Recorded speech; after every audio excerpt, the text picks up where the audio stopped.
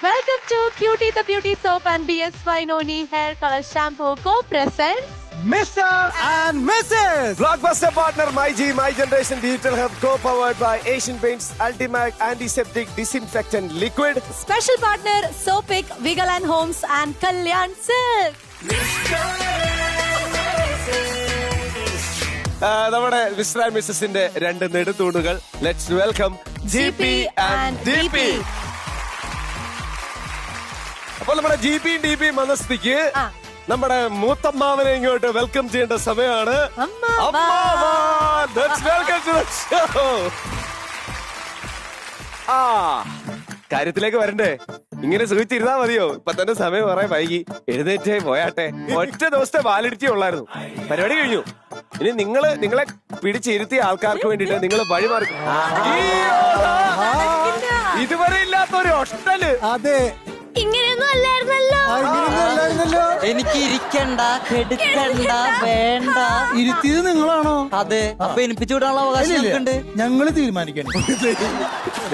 നമ്മ തൃശ്ശൂരുകാരാണ്. വാ, എനിക്ക് എണിപ്പിക്കാൻ പറ്റി ബലം പിടിക്കലേക്ക് നോക്കട്ടെ. എണിപ്പിക്കാൻ പറ്റി എണിപ്പിക്ക്. എന്റെ സുന്ദരി സുന്ദരി എന്ത് ആരെ സുന്ദരി? ഇക്കാന്റെയും കൂടി സുന്ദരി, ഇക്കാന്റെ സുന്ദരി. മറ്റേ മൂന്ന് കാര്യം ഞാനിവിടെ പറയണോ?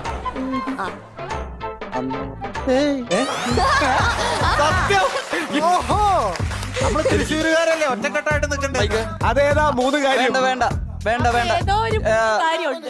ആ മൂന്ന് കാര്യം ഇനിയുള്ള എപ്പിസോഡിൽ നമ്മൾ എങ്ങനെ ചോർത്തിയെടുക്കും എന്നുള്ളതാണ്. അപ്പോ ഇത്ത നിങ്ങൾ അവിടെ ഇരിക്കുന്നതിന് മുമ്പ് രണ്ടുപേരും ഇങ്ങോട്ട് വന്നേ.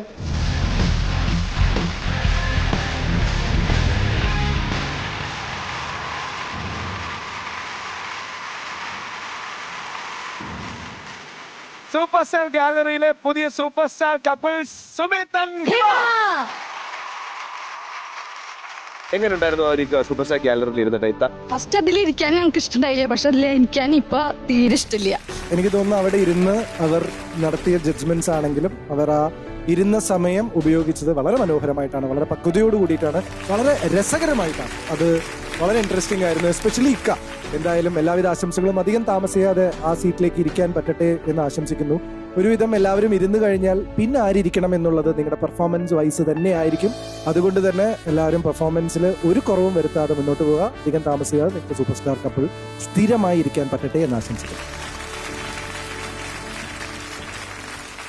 കഴിഞ്ഞ 2 എപ്പിസോഡുകളായിട്ട് നമ്മുടെ പ്രേക്ഷകർ ഇങ്ങനെ ചോദിച്ചുകൊണ്ടിരിക്കുകയാണ്, നിങ്ങൾ ഭാര്യമാർക്കല്ലേ റേറ്റിംഗ് കൊടുത്തിട്ടുള്ളൂ, ഭർത്താക്കന്മാരെ റേറ്റ് ചെയ്യുന്നില്ലേ, അവരെ റേറ്റിംഗിന് വിധേയരാക്കുന്നില്ലേ എന്ന്.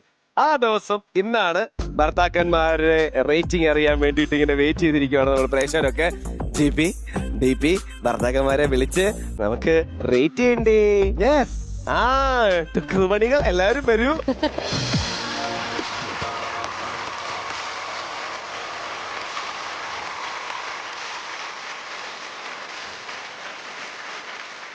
ഇനി ഓരോരുത്തരായിട്ട് വന്ന് റേറ്റ് ചെയ്യാൻ പോകുന്ന സമയമാണ്. ഓക്കെ, ഇവിടെ നിന്ന് തുടങ്ങാം. ആദ്യം നമുക്ക് റിജിന്ന് തന്നെ തുടങ്ങാം. റിജി,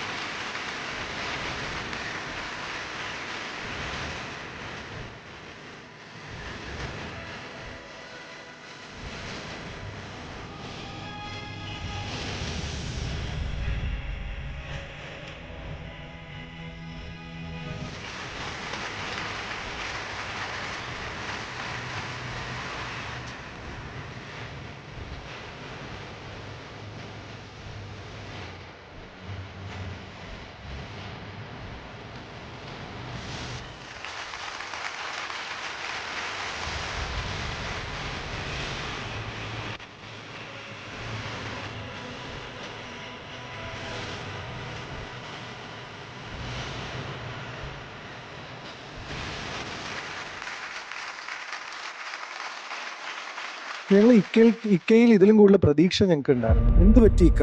കൂടുള്ളവർക്ക് ഇഷ്ടാവണമെന്നില്ലല്ലോ, പ്രേക്ഷകർക്കല്ല ഇഷ്ടാവേണ്ടത്. അത് ശരിയാണ്. എന്നാലും പ്രേക്ഷകര് പറയുന്ന ഒരു ഇൻഫ്ലുവൻസ് ഇവരുടെ മേലെ ഉണ്ടാവില്ലേ? കാരണം എല്ലാ പ്രേക്ഷകരും നിസാർക്കാന്ന് എല്ലാ എപ്പിസോഡിലും പറയുമ്പോ അതിന്റെ ഒരു ചെറിയൊരു ഇൻഫ്ലുവൻസ് കണ്ടസ്റ്റൻസിലും ഉണ്ടാവുക എന്നുള്ളത്. പക്ഷെ എല്ലാവർക്കും എന്നെ ഭയങ്കര ഇഷ്ടമാണ്. എനിക്ക് അത് മാത്രമല്ല, ഇവിടെ എന്ത് ടാസ്ക് നടന്നാലും എല്ലാരും മാതൃകയായിട്ട് വെക്കുന്നത് ഇക്കയാണ്. എന്നിട്ട് ഇക്കയുടെ കയ്യിലുള്ള ബോർഡ് എന്തുകൊണ്ട് ഇങ്ങനെയായി? അതെനിക്ക് ഭയങ്കര സർപ്രൈസിങ് ആയിരുന്നു. അല്ല, അത് എന്താന്ന് എനിക്കറിയാം, ഞാൻ കണ്ടിട്ടില്ലല്ലോ.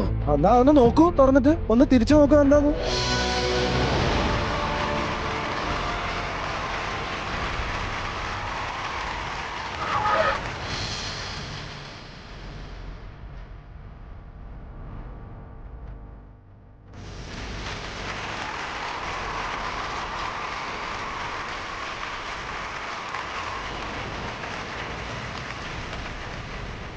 പിന്നെ 1-ാം സ്ഥാനം ഈ ബോർഡിൽ ഒരൊറ്റ ആൾക്കാണ് കിട്ടിയിരിക്കുന്നത്. അത് ആർക്കാണ് കിട്ടിയിട്ടുണ്ടാവുക? അവരൊന്ന് കൈവന്തിക്കൂ. നിങ്ങളുടെ ഗസ് ഒന്ന് നോക്കട്ടെ.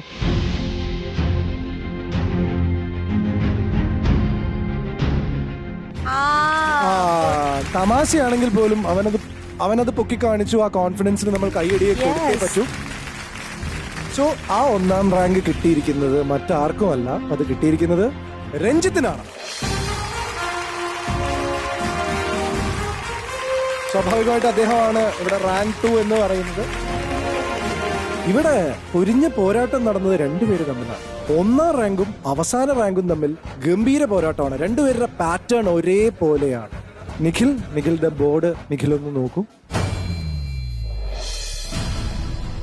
എല്ലാവരും ഒരുപോലെ ഒരേ റേറ്റിംഗ് തന്നിരിക്കുകയാണ്, ലെനെ ഒഴിച്ച്.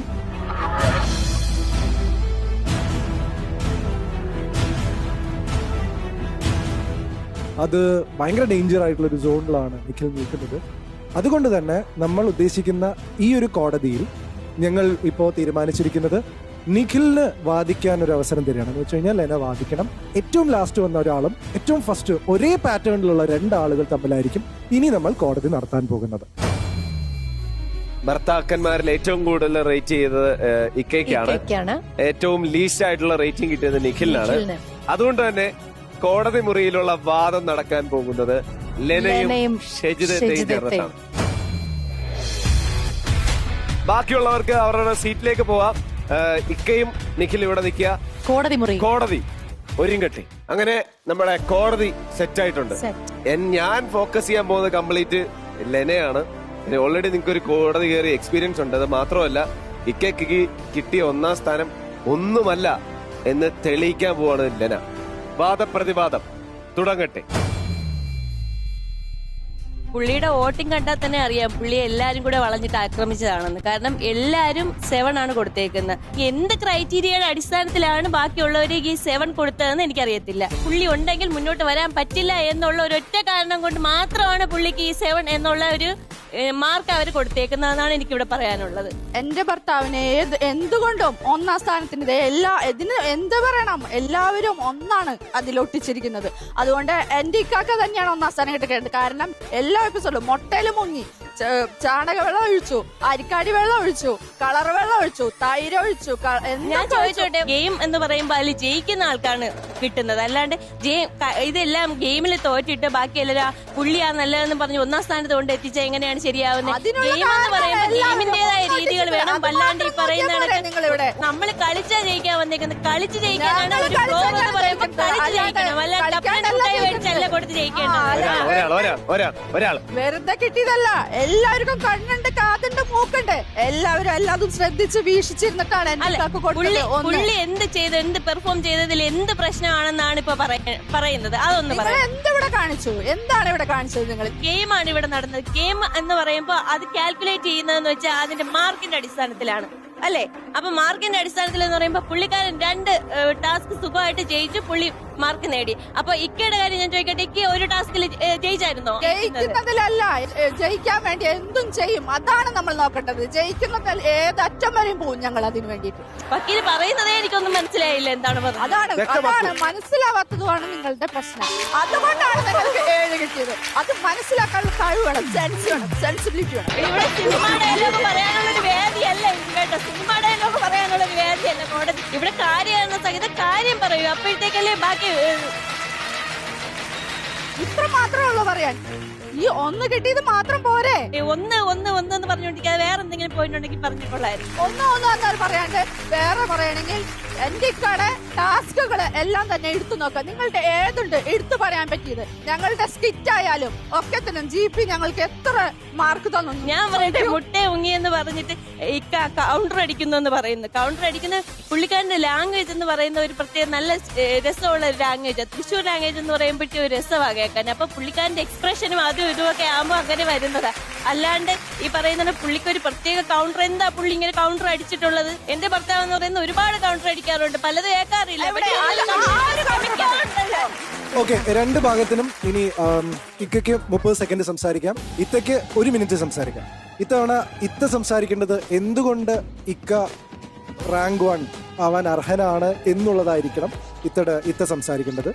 നിഖിലിനും ലെനയ്ക്കും, ലെന ഇനി ആ ഭാഗം വിട്ടോളൂ. നിങ്ങളുടെ ഒരു കണക്ക് കൂട്ടലിൽ അദ്ദേഹം ഏത് റാങ്കിലാണ് നിൽക്കേണ്ടത്, എന്തുകൊണ്ട് അത് സംഭവിച്ചില്ല എന്നുള്ളത് 1 മിനിറ്റ് 30 സെക്കൻഡ്സ് നിഖിലിനും. റെഡി? നമുക്ക് ഇക്കയും ഇത്തയും വെച്ച് തുടങ്ങാം. എന്തുകൊണ്ടും എന്റെ ഇക്കയ്ക്ക് തന്നെയാണ് 1ാം സ്ഥാനം കിട്ടേണ്ടത്. എന്താന്ന് വെച്ചാൽ ഞങ്ങള് ഇവിടെ ഞങ്ങളുടെ ഫുൾ എഫർട്ട് ഇവിടെ എടുത്തിട്ടുണ്ട്. ഞങ്ങൾ പകുതി വെച്ചത് പകുതി കൊണ്ടുവന്നതല്ല, ഫുള്ള് ഇവിടെ എടുത്ത് ഇക്ക അതിന്റെ എല്ലാതും ഫുള്ളായിട്ട് ഇവിടെ കൊടുത്തിട്ടുണ്ട്.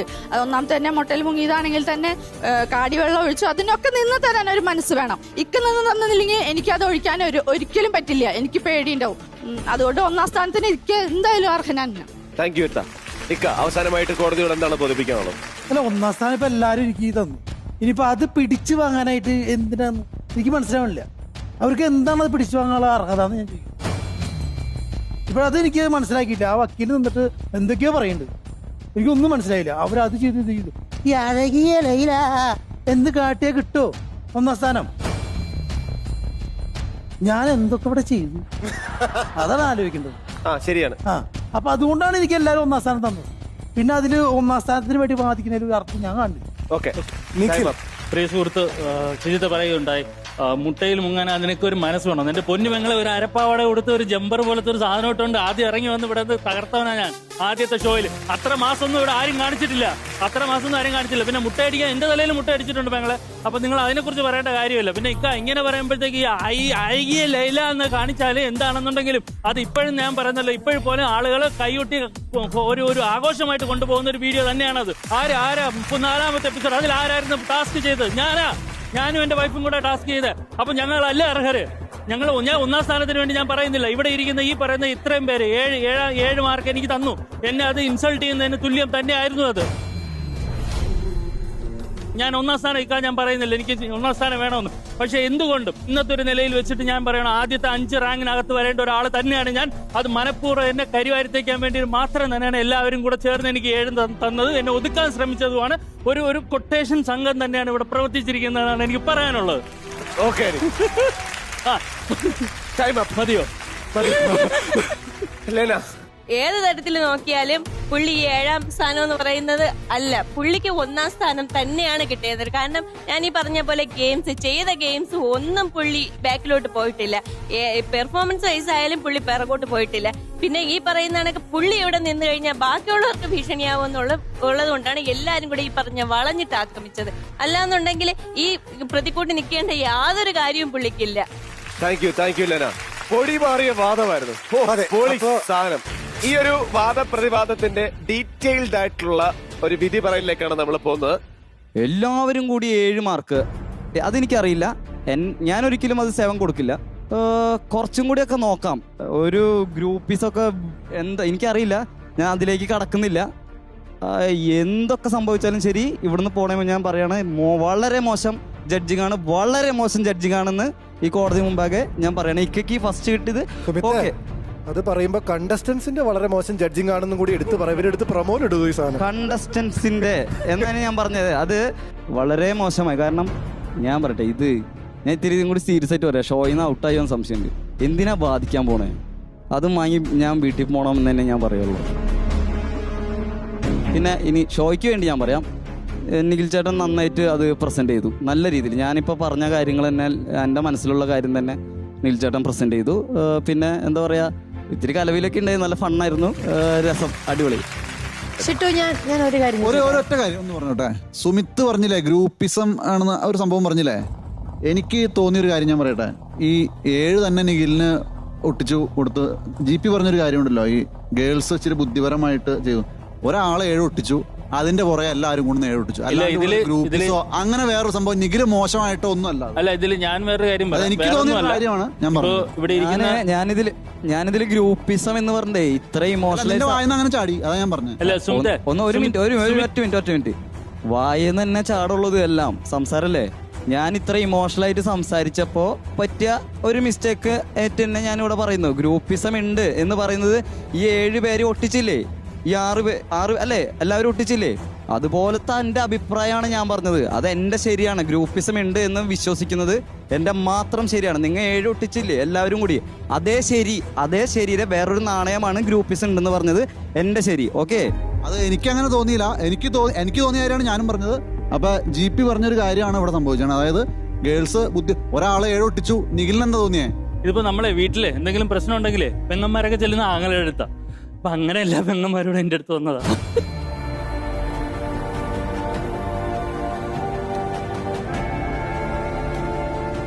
I think Lena you did A wonderful job. നല്ലൊരു രീതിയിൽ എന്താ ചേച്ചിയായിട്ട് ആ ഒരു കട്ടയ്ക്ക് നിന്നു.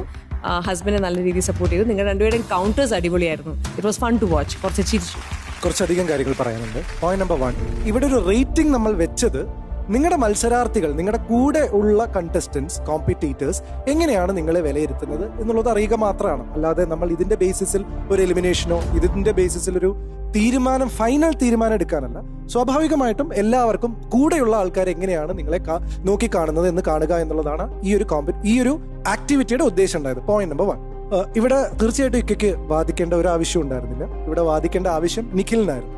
ഇക്കെ അവിടെ പ്ലേസ് ചെയ്തതിന്റെ മെയിൻ കാരണം എന്താണെന്ന് വെച്ച് കഴിഞ്ഞാൽ ഏറ്റവും ഹയസ്റ്റ് ടാസ്ക് ഞങ്ങൾ മുമ്പിൽ പ്ലേസ് ചെയ്യുമ്പോഴാണ് അദ്ദേഹത്തിന്റെ ഉള്ളിൽ അദ്ദേഹത്തിന്റെ ഫയർ ഏറ്റവും കൂടുതൽ മോട്ടിവേറ്റഡ് ആവാം. ഒരു 2ാമത്തെയോ 3ാമത്തെയോ ആളെ ഇവിടെ നിർത്തിയിട്ട് ഇവരാണ് അതിന് അർഹത എന്ന് പറയുന്നതിനേക്കാൾ രണ്ടുപേരും 2 എക്സ്ട്രീംസ് ആവുമ്പോൾ നിഖിലിന് അതിന്റെ ഡെപ്ത് മനസ്സിലാവും എന്നുള്ളത് ഉദ്ദേശിച്ചുകൊണ്ട് തന്നെയാണ് നമ്മൾ ഇങ്ങനെ അവരെ നിർത്തിയത്. അല്ല, ഞാന് ഇപ്പോഴും പറയുന്നു, മുമ്പും പറഞ്ഞു, ഇക്കരെ 1ാം സ്ഥാനത്തിനോ ഒരു കുഴപ്പമോ ഞാനും പറഞ്ഞു, ഞാനും ചെയ്യുകയാണെങ്കിൽ ഇക്കയ്ക്ക് ചെയ്യും. ഞാൻ പറഞ്ഞതിന്റെ എന്താന്ന് വെച്ച് കഴിഞ്ഞാൽ, എന്തിനാണ് ഇവിടെ ഒരു വാദം, വാങ്ങി വീട്ടിൽ പൊക്കോട്ടെ എന്നൊരു സ്റ്റേറ്റ്മെന്റ് താങ്കൾ പറഞ്ഞു.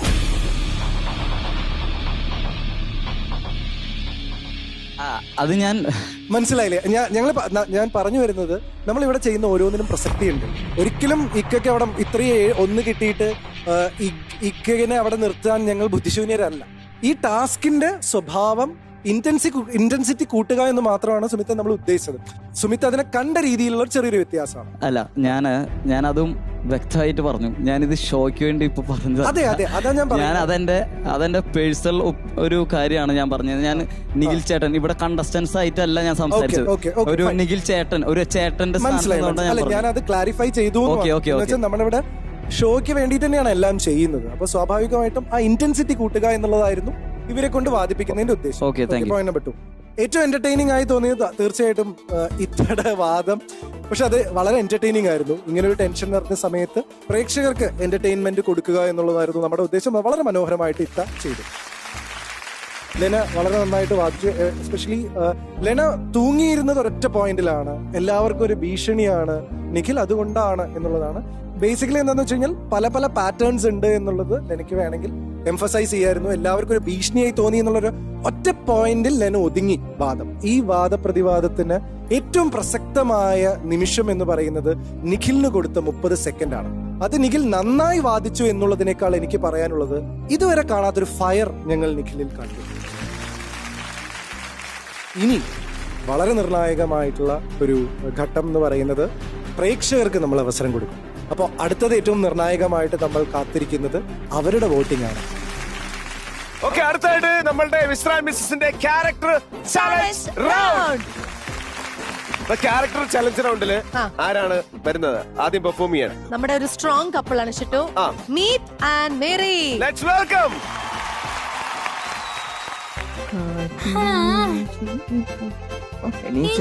മിറി, രാവിലെ തന്നെ നീ ഇങ്ങനെ ചൂലയച്ച് നിന്നാലോ?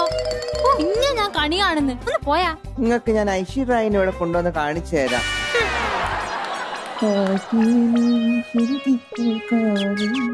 മിറ്റേട്ടാ മിറ്റേട്ടാ മിറ്റേട്ടാ ഞാൻ അടിച്ചു വരുന്ന കാണുന്നില്ല. മിറ്റോട്ട് അങ്ങോട്ട് മാറുന്നൂടെ?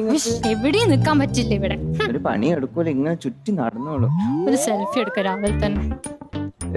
മിറി മിറി എന്നെ കാണാൻ ശരിക്കും ഒരു രൺവീർ സിംഗിന്റെ ലുക്കില്ലേ? വേറെ ആരും ഇല്ലെങ്കിൽ.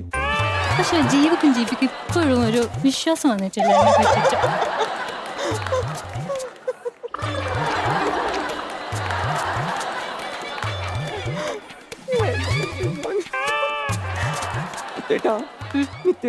നിങ്ങൾക്ക് എന്താ ഈ വണ്ണാമ്പില്ലല്ലേ? നിങ്ങൾക്ക് അടിച്ചൂടെ മനുഷ്യ? എനിക്ക് ആസ്മയല്ലേ മേരി, അതുകൊണ്ടല്ലേ. ആസ്മന്റെ പേരും പറഞ്ഞ് നിങ്ങൾ ഇങ്ങനെ നിന്നോ? ഞാനിത് എല്ലാ പണിയും എടുക്കണം. എന്റെ ഇൻസ്റ്റാഗ്രാം ഫോളോവേഴ്സ് ഒന്നും കൂടുന്നില്ലല്ലോ. അന്ന് ചെയ്യുന്നത് ഞാൻ സെൽഫി എടുത്തിട്ട് പോസ്റ്റ് ചെയ്യുന്നത്. ഞാൻ അടിച്ചു വരുന്ന സെൽഫി നിങ്ങൾ എടുത്ത്. അതിനെന്താ? ഞാൻ അടിച്ചു വരുന്ന സെൽഫി എടുത്ത് ഞാൻ മണങ്ങിട്ട് അടിച്ചു വരുന്നത്. അതാ ഞാൻ പറയുന്ന മിരി, വീട്ടിലെല്ലാം കുറച്ച് മേക്കപ്പ് എല്ലാം ഇട്ട് നിന്നൂടെ? നിന്റെ മുഖത്തില്ലെന്ന് ഫുള്ള് കറുത്ത പാട്, കുറച്ച് ക്രീമെല്ലാം എടുത്ത് തേക്കരുത് നിനക്ക്? ഓ, നിങ്ങൾക്ക് എന്റെ മേക്കപ്പ് മാത്രം മതി, ലൈക്ക് ഫോളോവേഴ്സ് മാത്രം മതി. ഞാൻ എങ്ങനെയാ ഫോട്ടോയിൽ എന്തെങ്കിലും നോക്കിയാ? ഒരു കാര്യം പറയാം മനുഷ്യ, ഇങ്ങനത്തെ ഫോട്ടോ ആയിട്ട് ഇൻസ്റ്റാഗ്രാമിൽ നിങ്ങൾ പോസ്റ്റ് ചെയ്തിട്ട് കുന്നളി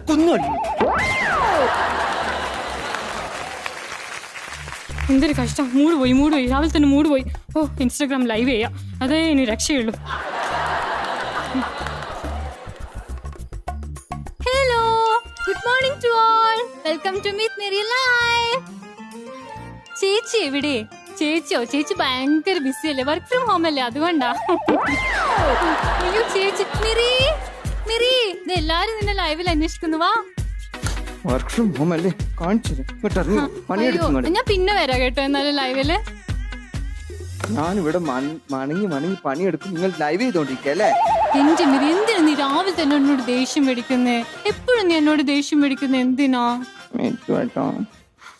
പിന്നില്ലേ, ഞാൻ രാവിലെ എണീച്ചിട്ട് ഇതെല്ലാം അടിച്ചു വാരി.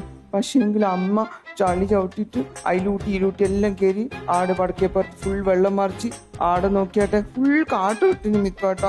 ഞാൻ ഇത്ര പണിയെല്ലാം എടുക്കുമ്പോ മിത്തോട്ടൻ എന്തെങ്കിലും എനിക്ക് ചെയ്തൊന്നുണ്ട് മിത്തോട്ടോ? സാരമില്ല മേരി, അതല്ലേ നിന്റെ ജോലിയല്ലേ, അത് അമ്മയല്ലേ. ഞാൻ എനിക്ക് ബിരിയാണി മേടിച്ചുതരാം. ബിരിയാണി മേടിച്ചുതരാം എനിക്ക്.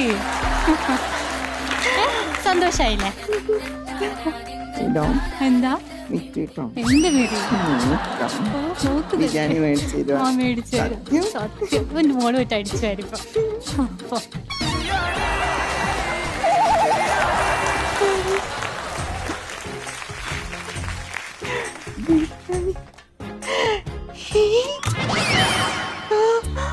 $2000 എന്റെ വേണ്ട, പാവം എന്റെ മിത്തോട്ട കഷ്ടപ്പെട്ടുണ്ടാക്കിയ പൈസ ബിരിയാണിയൊക്കെ മേടിച്ചതെന്നു.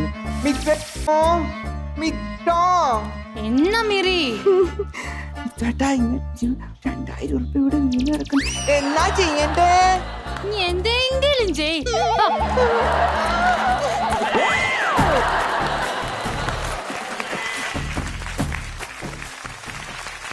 ക്യാരക്ടർ ചാലഞ്ച് റൗണ്ടില് മീത്തിന്റെ മെറിയുടെയും പെർഫോമൻസ് കഴിഞ്ഞു.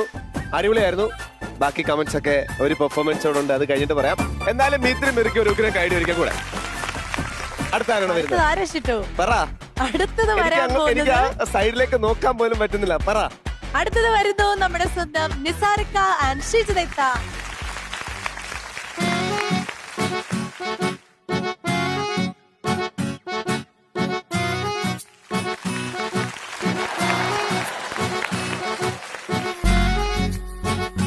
രാവിലെ നീ കണ്ണാടി നോക്കി നരച്ച മുടി പണി തുടങ്ങിയ? എന്റെ നരച്ച മുടിയില്ല പറക്കണേ, നിങ്ങളുടെ അല്ലല്ലോ. ആ, പറിച്ചാലൊന്നും അറിയൊന്നുമില്ല. എന്നാ എന്താ ഇത്? ഇറച്ചിന്റെ നാളെ ഞായറാഴ്ച അല്ലേ, മാർക്കറ്റ് മുടക്കല്ലേ? ഓ, ഒരെണ്ണം കോഴി. ഇതെന്താ, പോത്താണോ ആടാ? ഇക്ക ആടുണ്ടാ?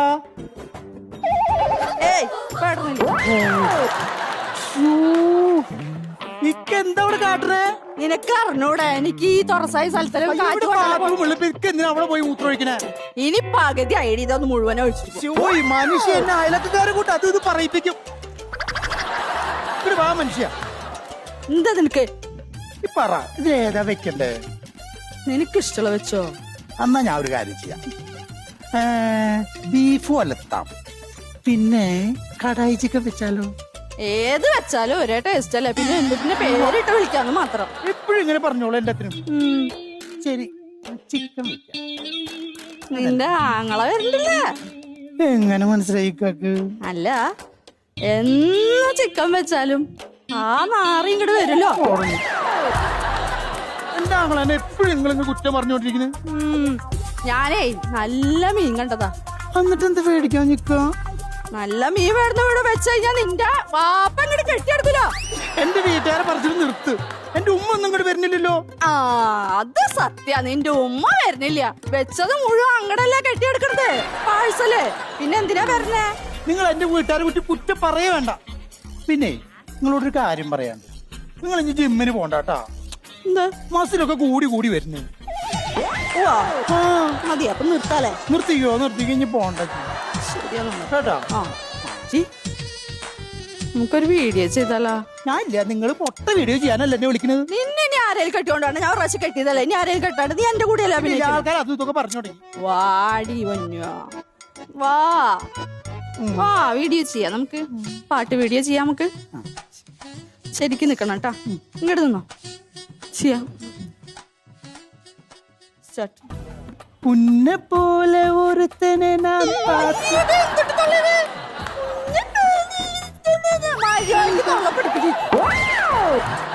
മര്യാദക്ക് പിടിച്ചത് പള്ളി ഇങ്ങനെ കാണിക്കില്ലെന്ന് 100 പ്രാവശ്യം ഞാൻ പറഞ്ഞിട്ടുണ്ട്. ഒന്നുകൂടി അമർത്താട്ടോ. പുന്നെ പോലെ പാട്ട് പോയി തുറന്ന് പാട്, പള്ളി ഇങ്ങനെ അല്ല. ഒരു പ്രാവശ്യം കൂടി എന്റെ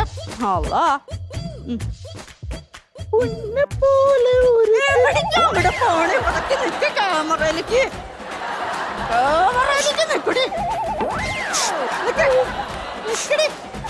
മൂട് കളയരുതാ. കരയല്ലാതെ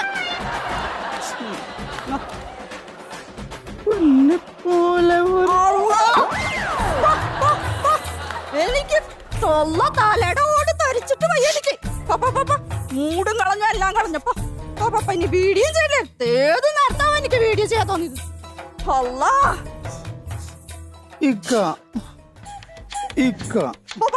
നിന്നോട് പറഞ്ഞിട്ട് 100 പ്രാവശ്യം എന്നെ തോണ്ടരുതെന്ന്.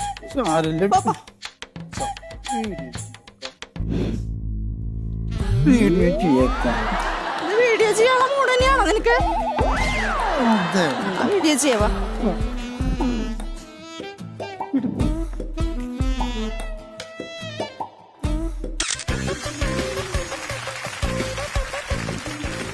ക്യാരക്ടർ ചലഞ്ച് റൗണ്ട് ഉഗ്രം കൈഡി 2 കപ്പിൾസിനും ആടിപ്പൊളി. നമ്മളുടെ സൂപ്പർ സ്റ്റാർ കപ്പിൾസ് പറയും. നല്ല രസമായിരുന്നു കേട്ടോ, രണ്ടും എന്റർടൈൻ ആയിരുന്നു, നല്ല ചിരിക്കാനുണ്ടായിരുന്നു. മിറിയുടെ കറക്റ്റ് ആ ഒരു എക്സ്പ്രഷൻസും കാര്യങ്ങളും ഇവിടെ വന്ന് ചെയ്തതൊക്കെ ഉണ്ടല്ലോ, പക്ക ഇങ്ങനെ വീണ് ചൂലിങ്ങനെ എടുത്തില്ലേ, അതൊക്കെ കറക്റ്റ് മിറി ചെയ്യണ പോലെ തന്നെയാ ഫീൽ ചെയ്തത്. നല്ല രസമുണ്ടായിരുന്നു. ഇക്കയുടെ എത്താണെങ്കിൽ ചിരിച്ചിട്ട് ഇവിടെ ഇരിക്കാൻ പറ്റുന്നുണ്ടായിരുന്നില്ല. ആ വീഡിയോ എടുക്കുന്ന സംഭവത്തിൽ ആ ഒരു 3 രീതിയിലുള്ള സാധനം ചെയ്തില്ലേ, അതൊരു രക്ഷയില്ല, ഭയങ്കര കോമഡി ആയിരുന്നു. കറക്റ്റ്. പിന്നെ ഇക്കയുടെ ഈ സംഭവം അതിനാ നല്ല രസമുണ്ട്. മീത്തൻ മെറി, ഫസ്റ്റ് മെറി വെച്ച് തുടങ്ങാം. മെറിയുടെ എനിക്ക് ഏറ്റവും ഇഷ്ടമായിട്ട് സംഭവം എന്താ വെച്ചാൽ മൂഡ് പോയി എന്ന് പറയുന്ന ഒരു എക്സ്പ്രഷൻ ഉണ്ടല്ലോ, ഗംഭീര സാധനമായിരുന്നു അത്. മെറി ലുക്ക് വൈസിൽ മീത്തായിരുന്നു, ഡയലോഗ് ഡെലിവറിയിൽ മീത്ത് ആയിരുന്നില്ല, മെറി തന്നെയായിരുന്നു. നിങ്ങളുടെ പെർഫോമൻസിൽ മീത്ത് ശരിക്കും സ്കോർ ചെയ്തു. നിങ്ങളുടെ സ്റ്റോറി ലൈൻ നന്നായിരുന്നു, 2000 രൂപയുടെ ആ ഒരു എലമെന്റ് നന്നായിരുന്നു. സോ എനിക്ക് ഇഷ്ടപ്പെട്ടു, നിങ്ങളുടെ നല്ലൊരു സ്കിറ്റായിരുന്നു. ഇക്കടെ ആ ഹെയർ പിടിച്ചുള്ള തുടക്കം എനിക്ക് ഇഷ്ടപ്പെട്ടു, അതൊരു നല്ല കണ്ടന്റ് ആയിരുന്നു. നിസാർക്കടെ ഏറ്റവും ഇൻട്രസ്റ്റിംഗ് ആയിട്ടുള്ള ആ പാട്ടൊന്ന് പാടൂ. നല്ല എലമെന്റ് ആണ്, വളരെ നല്ല എലമെന്റ് ആണ്. ആ ഉന്നെ പോലെ അത് നല്ലൊരു എലമെന്റ് ആയിട്ട് എനിക്ക് ഫീൽ ചെയ്തു. ഇതിനകത്ത് ഷിജിലത്ത യു സ്റ്റോൾ ദ ഷോ. നിങ്ങളുടെ ബോഡി ലാംഗ്വേജ് ശരിക്കും ഒരു മാൻലി ആയിട്ടുള്ള ബോഡി ലാംഗ്വേജ്. നിങ്ങൾ കേറി വന്നത് മുതൽ ഈ സ്കിറ്റ് കൊണ്ടുപോയത് നിങ്ങളാണ്. എനിക്ക് ആകെ നിങ്ങളുടെ സ്കിറ്റിൽ തോന്നിയൊരു പ്രശ്നം, നമ്മളൊരു സദ്യ കഴിക്കുമ്പോൾ അവസാനം ഒരു പായസം കഴിച്ച് അതിനൊരു ഫിനിഷിംഗ് ഉണ്ട്. ഫിനിഷിംഗ് ആണ് നിങ്ങൾക്ക് പാളിപ്പോയത്. അതുകൊണ്ടായിരിക്കാം ചിലപ്പോൾ നിങ്ങൾക്ക് അതിനൊരു പൂർണ്ണത വരാതിരുന്നത്. ബട്ട് ഈ 2 പെർഫോമൻസും കൂടി നോക്കുമ്പോൾ തീർച്ചയായിട്ടും എനിക്ക് ഇഷ്ടപ്പെട്ടത് ഇക്കയുടെയും മിത്തയുടെയും പെർഫോമൻസ് ആണ്. അടുത്ത ഒരു റൗണ്ടിലേക്ക് പോകാൻ പോവാണ്. അടുത്ത റൗണ്ട് എന്ന് പറഞ്ഞു കഴിഞ്ഞാൽ ഓക്കെ 1 മിനിറ്റ് 1.5 മിനിറ്റ് നമ്മൾ ചിരിക്കാൻ പോവാണ്. ഫൈബർ ടെക്നോളജി ഉള്ള Asian paints Altima protect proudly presence ultimate comedy couple.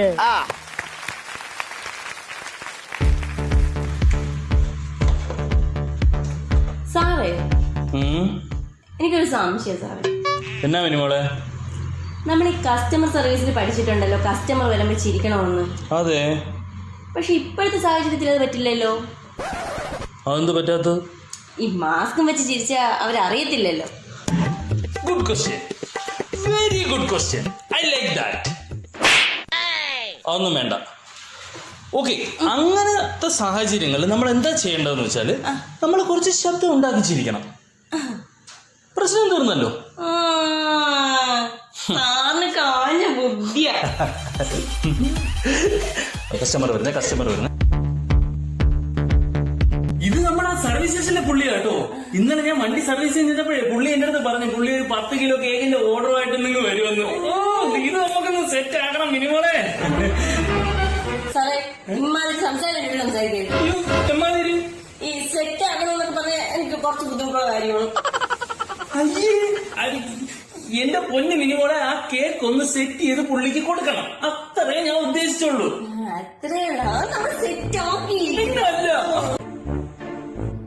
Mask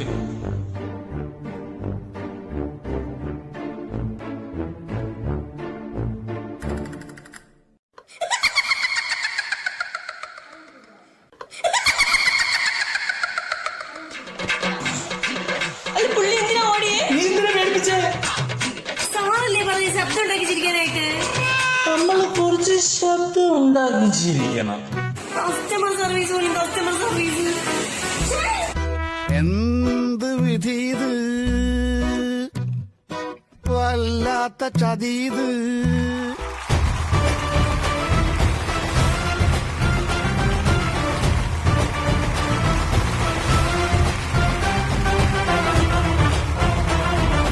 ഇപ്പം നിഖിലും ഇവിടെ എത്തിയിട്ടുണ്ട്. Super star couples. എനിക്ക് ഒരുപാട് ഇഷ്ടപ്പെട്ടു. പിന്നെ ചേച്ചിയുടെ ഒരു കണ്ണുകൊണ്ട് ഒരു എക്സ്പ്രഷൻ കാണും. സെറ്റാക്കെന്ന് പറഞ്ഞപ്പോൾ കണ്ണിങ്ങനെ ഒന്ന് മയങ്ങിയിട്ടാണ് ഇങ്ങോട്ട് വന്നത്. ഒരു മയക്കം വന്നിരുന്നു. ഞാനത് ശ്രദ്ധിച്ചു. എനിക്ക് ഭയങ്കര ഇഷ്ടമായി. പിന്നെ എനിക്ക് തോന്നിയ ഒരു കാര്യം എന്ന് പറഞ്ഞത്, ഒരു കസ്റ്റമർ വരുമ്പോൾ സാധാരണ നമ്മൾ ഇപ്പോൾ അടുത്തിക്കണമെങ്കിൽ ചെറിയായിട്ട് വേരിയേഷൻ സൗണ്ടിന് ഒരു പതുക്കം വരും. അതായത് ഓക്കെ ഒരാൾ വരുന്നുണ്ട്, നീ അത്രയും പെട്ടെന്ന് സെറ്റാക്കണം നമുക്ക് എന്നൊക്കെയുള്ള ഒരു അവിടെ സൗണ്ട് എനിക്ക് തോന്നുന്നു. അത് ഡബ്ബിങ്ങിൻ്റെ മറ്റ് പ്രശ്നങ്ങളാണോ എന്ന് എനിക്കറിയില്ല. ഞാൻ കണ്ടപ്പോൾ എനിക്ക് അങ്ങനെ തോന്നി. അതായത് അവിടെ കുറച്ച് ലൗഡ് വരും. ഒരാൾ വരുമ്പോൾ ഓട്ടോമാറ്റിക്കലി തേർഡ് പേഴ്സൺ കയറി വരുമ്പോൾ നമ്മൾ എപ്പോഴും ഇത്തിരി സ്വകാര്യത വരും എന്നുള്ളത് തോന്നി. പക്ഷേ എനിക്ക് ഭയങ്കര ഇഷ്ടമായി. ആ ചിരി ഒട്ടും പ്രതീക്ഷിക്കുന്നില്ല. നമ്മത് ആ ചിരിയാണ് അടിപൊളിയായത്. എനിക്ക് ഭയങ്കരമായിട്ട് ഇഷ്ടപ്പെട്ടു. അടിപൊളി. ആദ്യമായിട്ട് ഒട്ടും പ്രതീക്ഷിച്ചില്ല ഇവർ രണ്ടുപേരിൽ നിന്നും ഇങ്ങനെ ഒരു പെർഫോമൻസ്. അതിനത് ആദ്യം തന്നെ നല്ലൊരു കൈ കൊടുക്കാം. കാരണം വെച്ചാൽ ഞാൻ പുള്ളിക്കാരത്തി ഇങ്ങനെ പതുങ്ങിയിരിക്കണ ഒരു പ്രകൃതമായിരുന്നേ. പക്ഷെ ഫ്രെയിമിൽ വന്നു കഴിഞ്ഞപ്പോഴല്ലോ നല്ല അഭിനയ എക്സ്പീരിയൻസ് ഉള്ള ഒരു നടി അഭിനയിക്കുന്ന പോലെ തന്നെ നല്ല ഭംഗിയായിട്ട് പുള്ളിക്കാരത്തി നിഖിൽ ഭായി നല്ല രസമായിട്ട് തന്നെ ഇവിടെ വായിന്ന് അറിയാതെ അങ്ങ് ചാടിപ്പോ സെറ്റാക്കണമെന്ന് അപ്പൊ തന്നെ പുള്ളിക്കാരത്തി സെറ്റാക്കണമെന്ന് എനിക്കറിയാൻ പറ്റില്ല. ഞാൻ ഉദ്ദേശിച്ചത് അതല്ല, ഇവിടെ കേക്കില്ലേ സെറ്റാക്കി കൊടുക്കണമെന്ന് പറഞ്ഞിട്ട്. അപ്പൊ അങ്ങനെയുള്ള ആ ഡയലോഗ്സുകൾ എല്ലാം നല്ല രസമായിട്ടുണ്ട്. നിങ്ങൾ കണ്ടെത്തിയ തീമിന്റെ അപ്പുറത്ത് നിങ്ങൾക്ക് അത് ചെയ്ത് ഫലിപ്പിക്കാൻ പറ്റി. എനിക്ക് പെർഫോമൻസ് ഇഷ്ടമായി. 3 പേരുടെയും പെർഫോമൻസ് അടിപൊളിയായിരുന്നു. എനിക്ക് നേരത്തെ ഞാൻ ലെനയുടെ പെർഫോമൻസ് നേരത്തെ കണ്ടപ്പോഴും I was surprised. ഞാൻ നേരത്തെ ഒരു എപ്പിസോഡിലും യു സർപ്രൈസ് മീ ആൻഡ് ഇതിലും you surprise me. It was very nice. അടിപൊളി പെർഫോമൻസ് ആയിരുന്നു. Script was also very good. Comedy ഉണ്ടായിരുന്നു. It was overall it was a good performance. Lena വളരെ നാച്ചുറൽ ആയിരുന്നു. അതാണ് ലെനയ്ക്ക് ഉള്ള എല്ലാം എന്ന് വെച്ച് കഴിഞ്ഞാൽ എല്ലാ എക്സ്പ്രഷൻസും ലെനയുടെ സെൽഫ് കൊണ്ടുവരാൻ ശ്രമിച്ചിട്ടുണ്ട്. എന്ന് വെച്ചാൽ ഓരോ കാര്യങ്ങളിലും ആ ഒരു നാച്ചുറൽ ചോദ്യം ചോദിക്കുകയാണെങ്കിലും ചിരിനെ കുറിച്ചാണെങ്കിലും സെറ്റാക്കുന്നതിനെ കുറിച്ച് പറയുകയാണെങ്കിലും ഒന്നും ഒട്ടും ഓവർ ആയിരുന്നില്ല. എല്ലാം വളരെ നാച്ചുറലായിട്ട് ലെന കൊണ്ടുപോയി. അതൊരു ആസ് എ പെർഫോമർ വളരെ നല്ലൊരു കാര്യമാണ്. നിഖിലിന്റെ പലപ്പോഴും പല സ്ഥലങ്ങളും ഓവർ ആവാൻ സാധ്യതയുള്ള ഏരിയാസ് ഇത്തവണ നിഖിൽ വലിയ കുഴപ്പമില്ലാതെ ഹാൻഡിൽ ചെയ്യും. നിഖില് വെറുതെ സംസാരിക്കുമ്പോഴും പെർഫോം ചെയ്യുമ്പോഴും ഒരു പൊടിക്ക് എലിമെന്റ്സ് കൂടുതലുണ്ട് നിഖിലിന്. സെറ്റാക്കി കൊടുക്കണം എന്നുള്ള ഏരിയ ലൗഡർ ആയിരുന്നു. പക്ഷേ അത് കുഴപ്പമില്ല. അതിനുള്ള കാരണം ഞാൻ എന്താന്ന് പറയാം. എനിക്ക് ഇതിനകത്ത് ഏറ്റവും ഇഷ്ടപ്പെട്ടത് എല്ലാവരും പറയുന്ന പോലെ തന്നെ ആ ഒരു ചിരി എലമെന്റ് ആണ്. പക്ഷെ ആ ചിരി എലമെന്റ് എന്തുകൊണ്ടാണ് വർക്കായത് എന്ന് പറയാൻ പറ്റും? നിഖിലിന് പറയാൻ പറ്റുമോ അല്ല എനിക്ക് പറയാൻ പറ്റും? എന്തുകൊണ്ടാണ് ആ ചിരി എലമെന്റ് വർക്കായത്? അല്ല, ഞങ്ങൾ അതിന്ന് അങ്ങ് മാറിയായിരുന്നു. ഇപ്പോൾ നോക്കുമ്പോഴത്തേക്ക് കംപ്ലീറ്റ് അതിനിടയിൽ വന്ന ഈ ഒരു ടോപ്പിക് ഉണ്ടല്ലോ ഞങ്ങൾ സംസാരിച്ച, എക്സാക്ട്ലി അതിനെയാണ് നമ്മൾ മാസ്ക്. അപ്പൊ നിങ്ങൾ കോൺഷ്യസ് ആയി ചെയ്തതാണ്. അതിനൊരു വൻ കൈ. ഞാനിങ്ങനെ ആലോചിക്കരുത് ഇവരെന്തിനാ ഈ സെറ്റാക്കുന്ന ടോപ്പിക്കിലേക്ക് പോയത് എന്ന് ആലോചിച്ചുകൊണ്ട് ടെക്നിക്കലായി നോക്കുമ്പോൾ ഒരു ചെറിയൊരു പ്രശ്നമാണ്. പക്ഷെ വളരെ ഇന്റലിജന്റ് ആയിട്ടുള്ള ഒരു കാര്യമാണ്. അത് നിങ്ങൾ കോൺഷ്യസ് ആയി ചെയ്തു എന്നുള്ളത് എന്നെ തീർച്ചയായിട്ടും ഇംപ്രസ് ചെയ്തു. അപ്പോ ഈ ഒരു റൗണ്ടില് ഇവർക്ക് എത്ര മാർക്കാണ് GPDP? എല്ലാം കൂടെ കണക്കിലെടുത്ത് എനിക്ക് തോന്നുന്നു this is the second best ഞാൻ ഇവിടെ കണ്ടതിൽ വെച്ചിട്ട് ഞങ്ങൾ 8.5 മാർക്സ് തരും.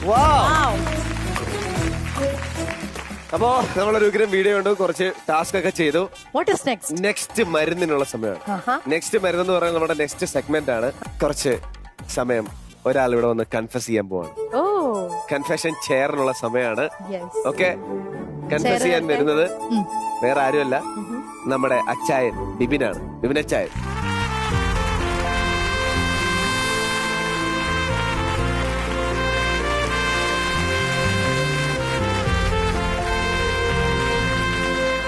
ഈ നാള് വരെ ജസ്നയോട് പറയാത്ത ഒരു കാര്യം ബിബിൻ ഇന്ന് തുറന്നു പറയാൻ പോവാണ്.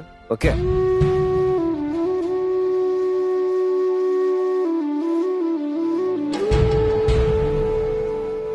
എൻ്റെ വിവാഹത്തിന് മുമ്പ് എൻ്റെ മനസ്സിൽ ഭയങ്കര ഒരു വീർപ്പുമുട്ടലുണ്ടാക്കിയ ഒരു സംഭവമാണ് ഞാൻ പറയാൻ പോകുന്നത്. ഞാൻ ജസ്നയോട് ഇതുവരെയായിട്ടും പറഞ്ഞിട്ടില്ല. എൻ്റെ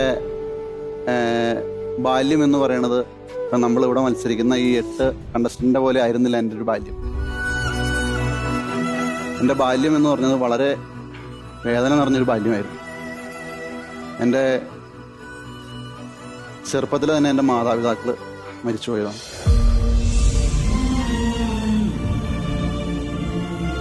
മൂന്ന് വയസ്സുള്ളപ്പോൾ എൻ്റെ അമ്മ മരിച്ചുപോയി.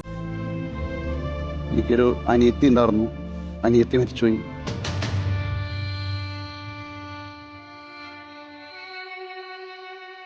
എൻ്റെ മാതാപിതാക്കൾ മരിച്ചുപോയി. ഈ മാതാപിതാക്കളില്ലാത്തവരുടെ വിഷമം എന്താണെന്ന് അതില്ലാത്തവർക്ക് അറിയാം. തികച്ചും ദാരിദ്ര്യവും സങ്കടവും നിറഞ്ഞൊരു ബാല്യമായിരുന്നു. എൻ്റെ അപ്പച്ചനും അമ്മച്ചിയും മരിച്ചു കഴിഞ്ഞിട്ട് എന്നെ എടുത്തു വളർത്തിയത് എൻ്റെ അപ്പാപ്പനും അമ്മാമ്മയായിരുന്നു. ഈ അപ്പാപ്പനും അമ്മയും അമ്മാമ്മയും വളർത്തിയെന്ന് പറഞ്ഞാലും ഒരു അപ്പനും അമ്മയും ഇല്ലാത്തൊരു കുറവെന്ന് പറഞ്ഞാൽ അതൊരു വലിയൊരു കുറവാണ്. സ്കൂളിലൊക്കെ പഠിക്കുമ്പോൾ ഈ രക്ഷകർത്താക്കളുടെ മീറ്റിങ്ങിൻ്റെ ഒരു കാര്യം പറയുമ്പോൾ എൻ്റെ ചങ്ക് കിടന്ന് കിടക്കും. കാരണം എനിക്ക് വിളിച്ചുകൊണ്ട് വരാൻ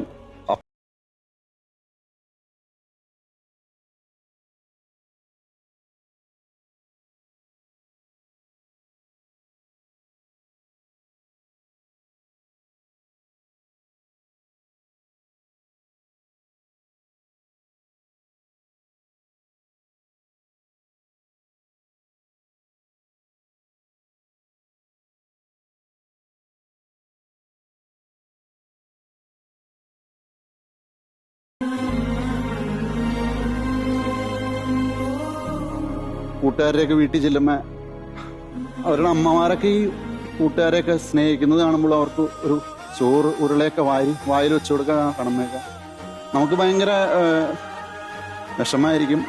എനിക്ക് ചെറിയൊരു അസൂയൊക്കെ തോന്നും, സങ്കടം തോന്നും. പക്ഷെ ഞാനത് പുറത്ത് കാണിക്കില്ല. പക്ഷെ എൻ്റെ ഈ അവസ്ഥയ്ക്കൊക്കെ ഒരു മാറ്റം വന്നത് അവൾ എൻ്റെ ലൈഫിലേക്ക് വന്നേ പിന്നെ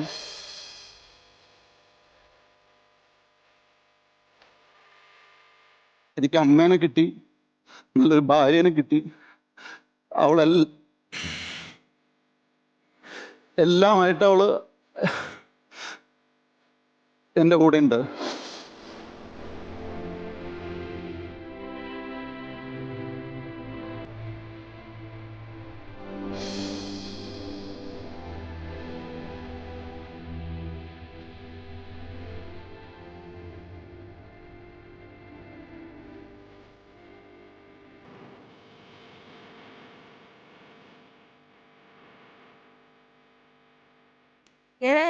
ഞാൻ ആലോചിക്കാറുണ്ട് ഇങ്ങനെ അപ്പച്ചനും അമ്മച്ചും ഇല്ലാണ്ട് എങ്ങനെ ചേട്ടാ ഇത്ര ഹാപ്പി ആയിട്ട് ഇരിക്കുന്നു എന്നൊക്കെ ഞാൻ ആലോചിക്കാറുണ്ട്. ഇതുവരെയായിട്ട് ഇങ്ങനെ ഒരു വിഷമം ഇത്രയും ഉള്ളിലുണ്ടെന്നുള്ള കാര്യം ചേട്ടായി പറഞ്ഞിട്ടില്ല എന്നോട്. ഇപ്പൊ കൊച്ചുള്ള കാരണം എനിക്ക് വേറെ പണിയെടുക്കാൻ പോകുമ്പോൾ കൊച്ചിനെ നോക്കാൻ ആരുമില്ല വീട്ടില്. അപ്പൊ ഞാൻ ഇടയ്ക്ക് പറയും, ഷോ ചേട്ടയുടെ അപ്പച്ചനും അമ്മച്ചും ഉണ്ടായിരുന്നെങ്കിൽ എനിക്കൊരു സഹായം.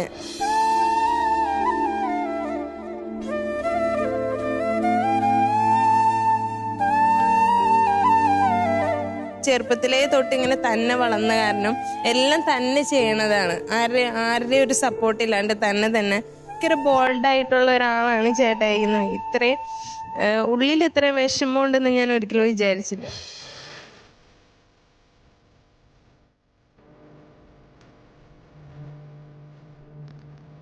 ജസ്ന 5 കൊല്ലമായിട്ട് ഇത് അറിഞ്ഞിട്ടില്ല എന്നുള്ളത് ബിബിൻ എന്ന വ്യക്തിയുടെ ക്യാരക്ടറുടെ സ്ട്രെങ്ത് ആണ്, അതിലൊരു സംശയമില്ല. ജസ്ന ഇവിടെ പലപ്പോഴും കഴിഞ്ഞ 2 കപ്പിൾസിൻ്റെ അടുത്തും നമ്മൾ പറഞ്ഞിരിക്കുന്നത് ഇങ്ങനൊരു ഭാര്യയെ കിട്ടിയത് ഒരു വലിയ ഭാഗ്യമാണ് എന്ന് നമ്മൾ ഭർത്താക്കന്മാരോട് പറഞ്ഞു. ജസ്ന ഞാൻ പറയുന്നു, ഇങ്ങനൊരു ഭർത്താവിനെ കിട്ടിയത് നിങ്ങളുടെ ഏറ്റവും വലിയ ഭാഗ്യമാണ്. ബിബിൻ ആ ചിരി ഒന്ന് ചിരിച്ചേ. ശരി, എനിക്കറിയാം ബിബിൻ ഒത്തിരി വിഷമം ഉണ്ടാവും. എനിക്ക് ഊഹിക്കാൻ പോലും പറ്റില്ല അങ്ങനത്തെ ബിബിൻ കടന്നുപോയ സിറ്റുവേഷൻ. അത്രയും എന്തില്ലേലും കുഴപ്പമില്ല, അപ്പനും അമ്മയില്ലാത്ത അവസ്ഥ ഭയങ്കര അവസ്ഥ തന്നെ. അറിയാം.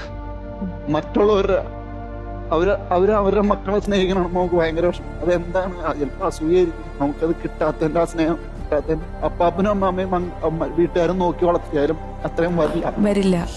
കല്യാണത്തിന് മുമ്പ് ഒരു ജീവിതം തന്നെ എനിക്കൊരു അർത്ഥം ഉണ്ടായില്ല. ഇവള് വന്ന പിന്നെയാണ് എന്റെ ജീവിതത്തിലൊരു മാറ്റം വന്നത്. ജീവിക്കണം എന്നുള്ളൊരു വാശി, എല്ലാവരുടെയും മുമ്പിൽ എന്തെങ്കിലുമൊക്കെ ആവണം എന്നുള്ള തോന്നലും. ഇപ്പൊ ഇത് പറയാൻ തന്നെ കാരണം എന്നാന്ന് വെച്ച് കഴിഞ്ഞാൽ ഇപ്പൊ ചേട്ടായിനെ 3 വയസ്സ് തൊട്ട് നോക്കി വളർത്തിയ അമ്മാമ്മ കഴിഞ്ഞ മാസം മരിച്ചു. അതോടെ ഇപ്പൊ ചേട്ടായിക്ക് സഹിക്കാൻ പറ്റും. സുബിത്തെ എന്താ ഞാൻ പറയാ, ഞാൻ ഇവിടെ പറഞ്ഞത് ആഗ്രഹിച്ചതോ സ്വപ്നം കാണാൻ നേടാൻ പറ്റാത്തതിൻ്റെ വിഷമാണ്. അതായത് നേടാൻ പറ്റാത്തതിൻ്റെയാണ് ഇതൊക്കെ. ഇത് കാണുമ്പോൾ എന്താ ഒന്നുമില്ല, ഒന്നുമല്ല, വേറെ ഒന്നുമില്ല, പറയാൻ പറ്റുന്നില്ല. അച്ഛനമ്മമാരെ വേദനിപ്പിക്കുന്ന, മനസ്സുകൊണ്ടെങ്കിലും ശപിക്കുന്ന ഒരുപാട് മക്കളുള്ള കാലഘട്ടം അത്. നമ്മളൊക്കെ അമ്മമാരെ കൊണ്ടുവന്ന് ഓരോ ദേവാലയങ്ങളുടെ മുമ്പിലൊക്കെ ഇരുത്തിയിട്ട് പോകുന്ന ഒരുപാട് സിറ്റുവേഷനിൽ വാർത്തകൾ നമ്മൾ കേട്ടിട്ടുണ്ട്. എന്തൊക്കെ നമ്മൾ ഉണ്ടാക്കി, എന്തൊക്കെ ഉണ്ടെന്ന് പറഞ്ഞിട്ട് കാര്യമില്ല.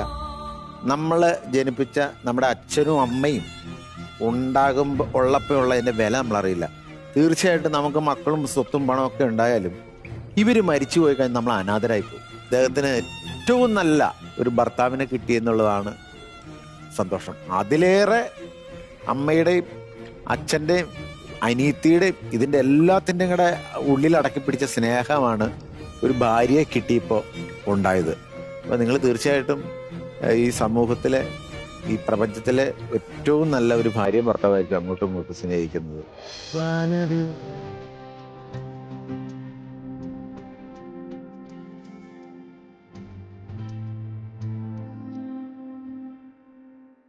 നമ്മുടെ ഈ ഒരു സെഷൻ കണ്ടുകൊണ്ടിരിക്കുന്ന നമ്മുടെ പ്രേക്ഷകർ അങ്ങനെ എന്തെങ്കിലും ഒരു കാര്യം ഉള്ളിന്റെ ഉള്ളിൽ നിങ്ങൾ അങ്ങനെ ഒളിപ്പിച്ചു വെച്ചിട്ടുണ്ടെങ്കിൽ ആരുടെങ്കിലും ഒക്കെ തുറന്നു പറഞ്ഞാൽ ഭയങ്കരമായിട്ടുള്ള ഒരു ആശ്വാസം കിട്ടും. അത് ആ ആശ്വാസം ഇപ്പൊ നമ്മുടെ അച്ചായന്റെ മുഖത്ത് കാണാം. അല്ലേ ചായ? ആ DP വാ, നമ്മുടെ അച്ചായന് എന്തായാലും നമ്മുടെ വിശ്രാമിച്ചതിന് ഇന്നത്തെ എപ്പിസോഡ് വൈൻഡപ്പ് ചെയ്യേണ്ട സമയമായി. അപ്പൊ നമുക്ക് അച്ചായനെ ഒന്ന് ഉഷാറാക്കി എടുക്കാം. വാ.